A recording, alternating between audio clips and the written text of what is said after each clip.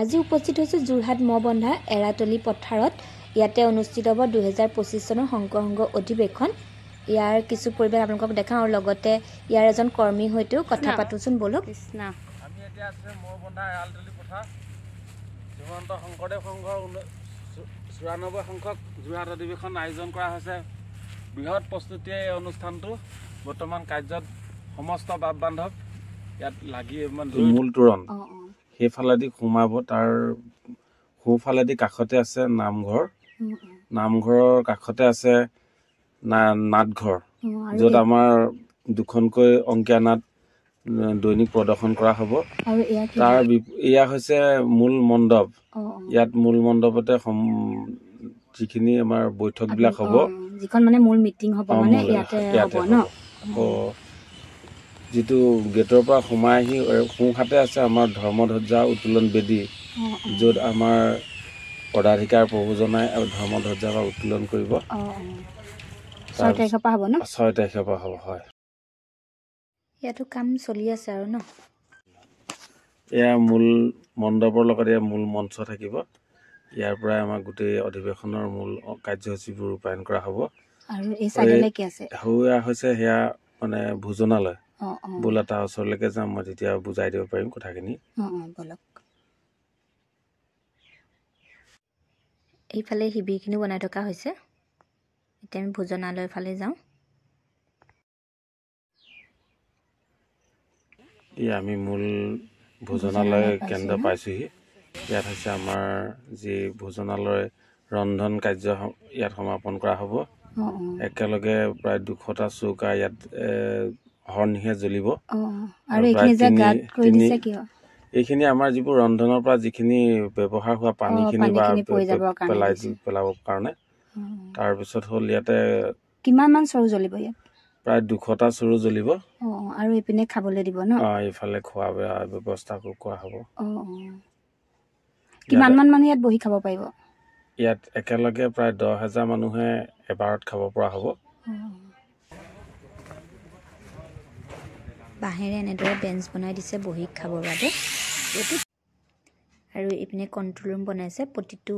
শিবিৰৰ ছাইডত এনেকৈ কণ্ট্ৰল ৰুম বনাই দিছে এইখিনি শিবিৰ বনাই থকা হৈছে সকলোখিনি এনেদৰে কামত ব্যস্ত হৈ আছে আৰু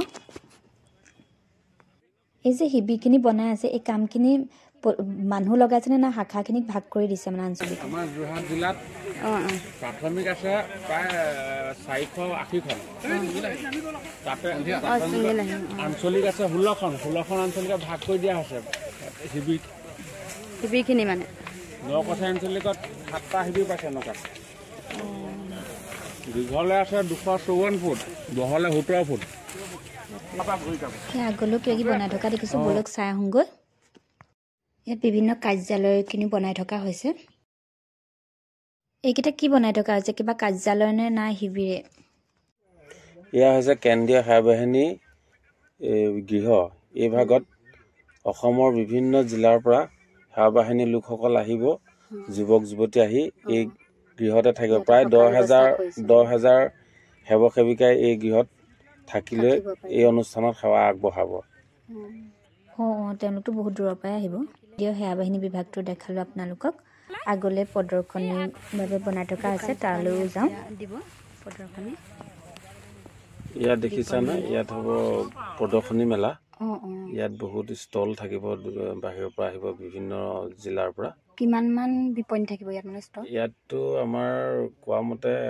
প্ৰায় 800 বিপণী আছে হ'ব বুলি শুনিছিলোঁ কাম কমপ্লিট হোৱাগৈ নাই এইখিনি কৰি আছে সোনকালে ওলাব অধিৱেশনত গ্ৰন্থমেলাও অনুষ্ঠিত হ'ব অলপ আগলৈ বনাই থকা